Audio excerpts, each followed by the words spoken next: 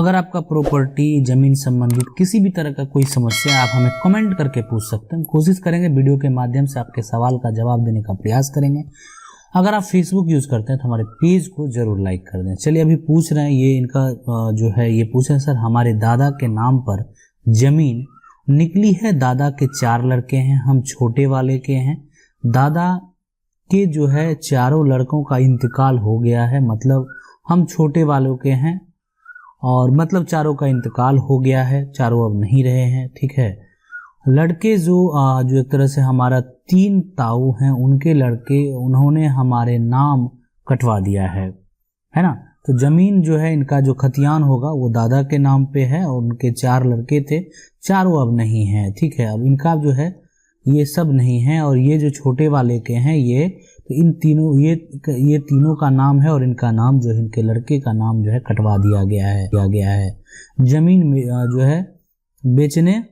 तो अगर आपका देखिए आप बताइए, यहाँ पे कटवा दिया है, जमीन बेचने चाह रहे हैं, सर बताइए हम क्या करें। देखिए आपका जो हिस्सा है खतियान से, जो आपका अंश का हिस्सा होता है, ठीक है, उसमें कोई तरह का दिक्कत नहीं होता, वो आपको जरूर मिलेगा। जो आपका हिस्सा है वो आपको मिलना तय है।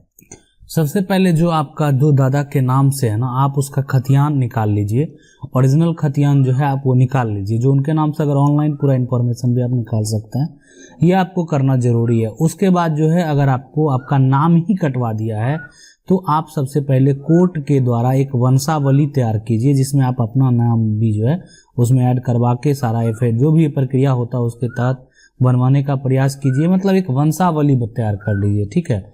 आप जैसे भी करना चाहते हैं और कोर्ट से जाके पार्टीशन सूट फाइल कर दीजिए। इसमें ज़्यादा खर्च भी नहीं लगेगा आपको, बहुत कम खर्च लगेगा, बहुत कम खर्च लगेगा। आप समझ सकते हैं कि जो कोर्ट फी होता है वो 1000 से कम ही होगा, ठीक है।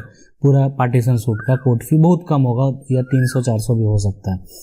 तो ये वहाँ पे आपको ये फाइल करना है पार्टीशन सूट और पार्टीशन सूट। इसके अलावा जो आपका वकील का फी है, कॉस्ट है, वो तो लगेगा ही। और इसमें ये जो सूट है एक तरह से खतियान के मुताबिक जो आपका हिस्सा बनता है वो हिस्सा लेने का बंटवारा सूट ही बोलते हैं, बंटवारा सूट है। तो वो आपको जितना आपका हक बनता है वो यहाँ पे मिलेगा। तो ये तरीका आप अपना सकते हैं। कोर्ट के द्वारा पार्टीशन सूट जो है खतियान से अगर आपको कोई हिस्सा नहीं दे रहा है तो उस तरीके से आप ले सकते हैं। तो अगर आपका ज़मीन से नाम कटवा दिया है तो कोर्ट से आपको कैसे लेना है, तो यही एक तरीका है। ये पूछ रहे हैं मेरा जो मामला भी जो है लेकिन पहले जो रजिस्ट्री करवाए थे उसमें खेसरा नंबर इनका जो है गलत है और मेरा रजिस्ट्री में खाता खेसरा जो है वो सही है, ठीक है। ज़बरदस्ती उन्होंने कब्जा करके रखा है ना। ज़रा इस पे एक वीडियो बनाए। देखिए हम आपको बताना चाहते हैं कि अगर आपका जो भी आपने रजिस्ट्री करवाया उसमें अगर आपका जो खेसरा नंबर है वो गलत है और आपका जो खाता खेसरा जो है यहाँ पे इनका कहना है नहीं खाता, जिसे आपने बोल दिया खेसरा नंबर गलत है तो फिर खाता हो सकता है सही होगा, ठीक है, और कब्जा करके रखा। देखिए खाता जो है एक तरह से प्लॉट नंबर गलत होना वो बहुत बड़ी बात होती है, खेसरा गलत होना। तो अगर आपका खाता सही है जमीन का, देख लीजिए पहले उस खाता में उस कितना प्रॉपर्टी है और आप पर जो नंबर चढ़ा है, तो ये सही होता है। लेकिन तभी होता है कि जब प्लॉट नंबर में अगर मान लेते गलती है आपका, लेकिन चौहद्दी सही होना चाहिए। देखिए चौहद्दी में क्या होता है, 4 साइड लिखा था और 4 बार एक चीज को गलती कर देना, तो ये चीज स्पष्ट नहीं होता है, ठीक है। यहाँ पे कि 4 बार जो है चारों गलत हो गया। अगर आपका चौहद्दी भी पूरा गलत है, प्लॉट नंबर भी पूरा गलत है और जो आपको जमीन लिखा है वो भी सपोर्ट नहीं करता, तो फिर दिक्कत हो जाती है सुधार करने में। इस बात को आप समझिए, ठीक है। तब मान लेते हैं वहाँ पे सुधार करने में थोड़ा सा दिक्कत होता है, लेकिन अगर आपका प्लॉट नंबर सही है, ठीक है, खाता सही है, खेसरा गलत हो गया, तो चौहद्दी से यह स्पष्ट हो जाता है कि जमीन का पोजीशन कहाँ पे है और उसका सुधार हो जाता है, ठीक है। चलिए आगे बढ़ते हैं। अगला क्वेश्चन ये पूछ रहे हैं, सर गांव में जो आबादी की जो है जमीन होती है तो ज़्यादातर लोगों के पास उसका कोई प्रूफ नहीं होता। बिल्कुल सही बात है, प्रूफ बिल्कुल होता है, उनको पता रहता है कि ये ज़मीन सरकारी है या ज़मीन वो किसी का कब्जा करके रखे हुए हैं, किसी का पर्चा जो है वो एक तरह से बना के रखे हुए हैं, तो पता लगभग होता है। और कोई कब्जा कर लिया है तो उसके लिए क्या करना पड़ेगा। अगर आपकी ज़मीन है तो आप सबसे पहले अपना ज़मीन का रसीद कटाते रहिए, ठीक है। दूसरी चीज़ है कि अगर आपका बना के वो लोग रह रहे हैं, एक होता है ना घर बना के रहना, तो ये अगर उस पर उस वो जो घर बना के लोग रह रहे हैं, तो वो अगर एक तरह से अगर बात बोले कि उनके पास रहने के लिए ज़मीन नहीं है, मतलब भूमिहीन है, तो फिलहाल आप उसको कुछ नहीं कर सकते हैं। अगर कानूनी तरीके से उनको वो अलॉट कर दिया गया है, तो फिलहाल जब तक वो अपना प्रॉपर्टी खरीद नहीं लेंगे और जिस आदमी के नाम से पर्चा बना हुआ जब तक आदमी वो जीवित है, तब तक आप उस पर कुछ नहीं कर सकते हैं।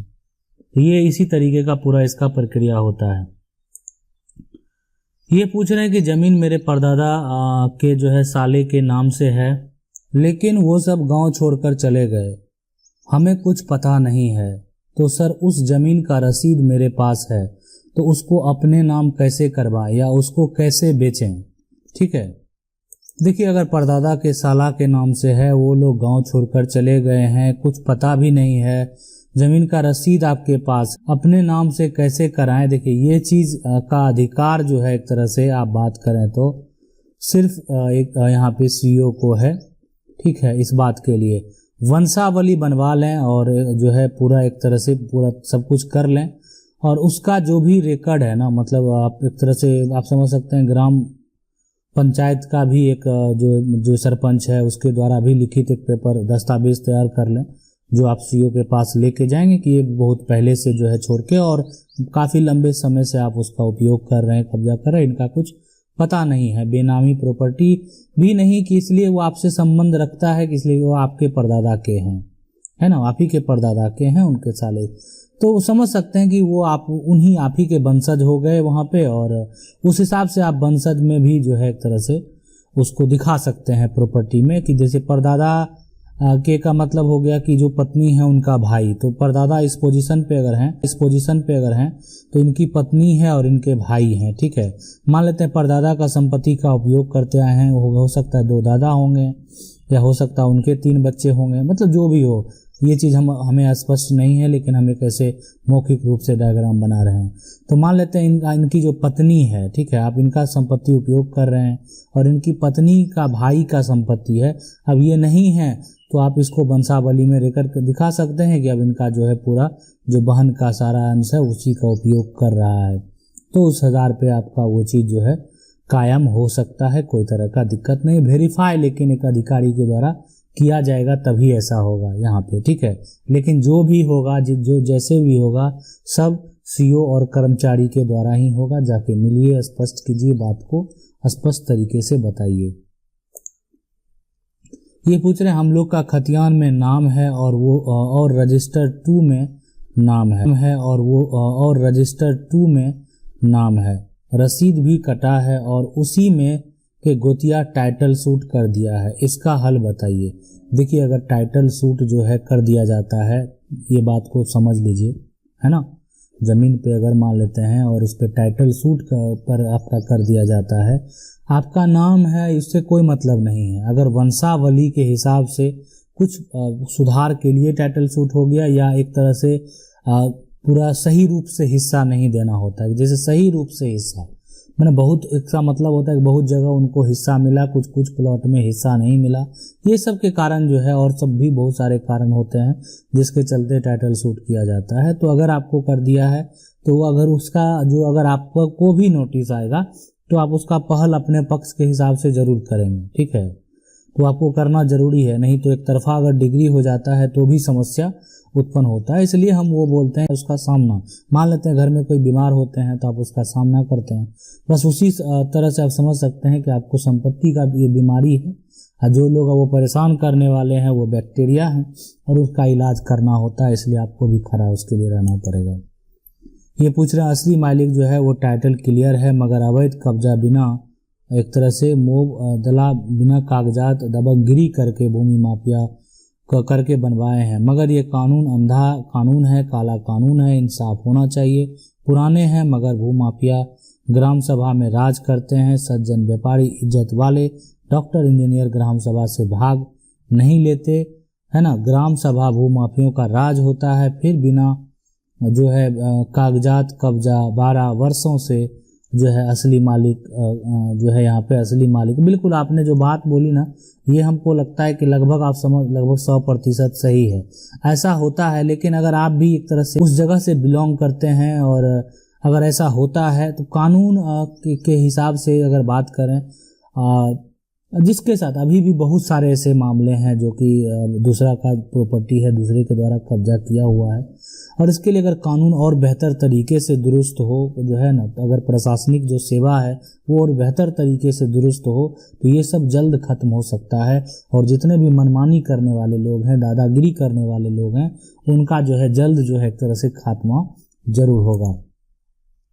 ये पूछ रहे हैं मेरा घर आम गैर मजरुआ में है। देखिए ईंट का, तो देखिए अगर आपका ईंट का घर है आम गजरू, कोई तरह का दिक्कत नहीं है। आप बहुत लंबे, देखिए सरकारी ज़मीन हम आपको बता देते हैं, सरकारी ज़मीन में अगर आप 30 वर्षों से है ना वर्ष से दखल में है, ठीक है, दखल में है, तो आपका वो कागज़ बनाने का पूरा अधिकार होता है। तो आप इसको इस तरीके से कर सकते हैं। अगर आप 30 साल से मतलब आपका पूर्वज के द्वारा दखल है तो आपको वो बंदोबस्त करने का अधिकार जो है मिल जाता है। आप इसके लिए जो है कार्यालय के जो अधिकारी हैं, अंचल अधिकारी हैं, उनसे जाके जरूर मिलिए। ये पूछ रहे हैं स्टे ऑर्डर में कितना खर्चा लगता है। देखिए स्टे ऑर्डर में खर्च नहीं लगता, केस फाइल करेंगे और उसके द्वारा अगर आपको लगेगा कि यहाँ पे स्टे लगना चाहिए तो आप वहाँ पे स्टे की बात करेंगे, तो इसलिए ज़्यादा कॉस्ट वहाँ पे नहीं लगता है, ठीक है। अगर आप लोगों का भी ऐसा कुछ सवाल है तो आप हमें कमेंट करके पूछ सकते हैं, हम कोशिश करेंगे वीडियो के माध्यम से जवाब देने का प्रयास करेंगे। वीडियो अच्छा लगा वीडियो को लाइक जरूर कर दें, चैनल को पहली बार देख रहे हैं सब्सक्राइब करके जो बेल आइकन है उसको जरूर दबा लीजिए।